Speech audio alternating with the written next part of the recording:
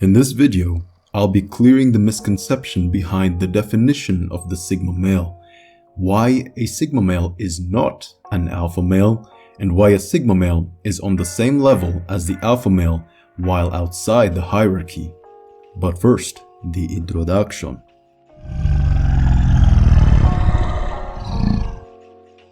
Hey, what's up Kaiju Pack? It's your boy Kaiju Kong, emerging from the depths of sweet solitude to give you some more Sigma soul sustenance. Now, there are a lot of misconceptions related to the Sigma male, and I just wanted to clear these doubts and get you brothers on a higher level of understanding. Many have defined the Sigma male as the so-called introverted or lone alpha male. This is only partly accurate. The reason many content creators, including myself, have used this simpler definition was for the newcomers to easily imagine right off the bat the Sigma male character.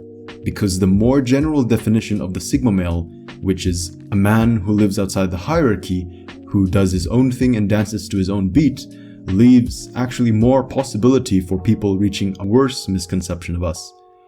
I myself use the word alpha in defining a sigma as a foundational context to let viewers know that first and foremost, a sigma male goes his own way from a position of power and sovereignty. He isolates himself using characteristics common to an alpha male, such as dominance and assertiveness. In other words, a sigma male cannot be a weak-minded man. Once you comprehend this foundation, we can then move on to the next level, and at this next level, you must know that a sigma male is not an alpha male. Why? Because a sigma male is alone, and an alpha male, by right of definition, is the dominant male in a particular group. Therefore, to be called an alpha requires a group, requires his followers. So in relation to the earlier sigma male definition as the introverted or lone alpha male, yes, he tends to lean towards introversion. Yes, he prefers to be alone. And though he does display alpha-like qualities, he is not, by true definition, an alpha. Again, because an alpha requires a group of followers or social hierarchy, which a sigma has chosen to separate himself from.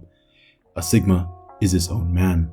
Where the alphas establish the trends and the status quo of society, a sigma male often goes against what is mainstream. He often goes against the grain. A sigma lives the way he does simply because he wants to and he can. Much less to follow another person's footsteps or to feel a sense of belonging to a particular group. Neither does he live for others to follow him, but if his lifestyle and mindset inspires others, then he will not stop them should it serve the greater good. Now, before I go on to explain why a sigma is on the same level as an alpha, if this video helped you in any way, if you learned something new or gained a new perspective, even if it made you feel better, all I ask is that you leave a like and subscribe to the channel. Thanks in advance, guys. Alright, so we have cleared that out of the way. The next point I want to bring up is to answer the question, why on the diagram of the social hierarchy is the sigma male outside but on the same level as the alpha? Well, the simple answer is because while the alpha is the leader or king of his respective pyramid, group, tribe, etc., a sigma is the leader or king of himself, his own life. As a sigma male, everything has got to be on you. A sigma male's biggest value is freedom, but with this also comes his biggest challenge, total responsibility and taking full ownership for his life. When you live within a social hierarchy, you also benefit from the social support of the group. Everyone has their respective roles, and everyone has got everyone else's back at the cost of some degree of their freedom. The sigma male, on the other hand, has to mostly play multiple roles in his own life. And so to make it easier for yourself, you can imagine the sigma as his own separate pyramid beside the one already established and led by the alpha. Now, this is not dogma. It's just for you guys to get a more wholesome understanding of the concept.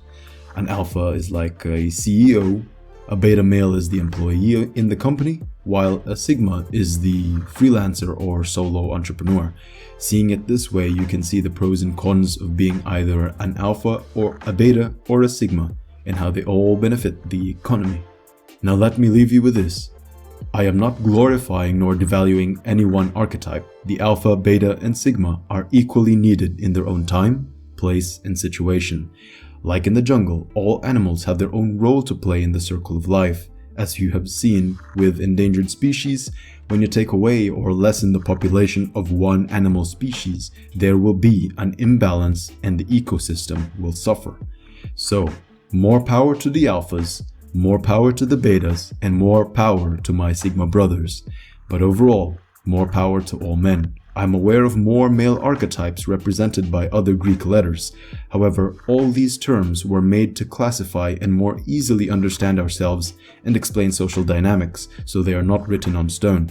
At the end of the day, we should just all pursue becoming the best version of ourselves, fill ourselves up, and share the excess with others for the continued advancement of humankind.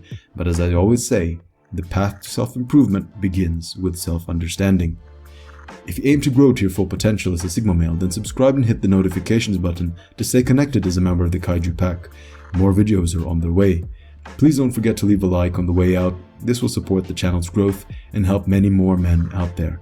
And with that, this gathering is concluded. Thank you very much for joining me. Take care, brothers.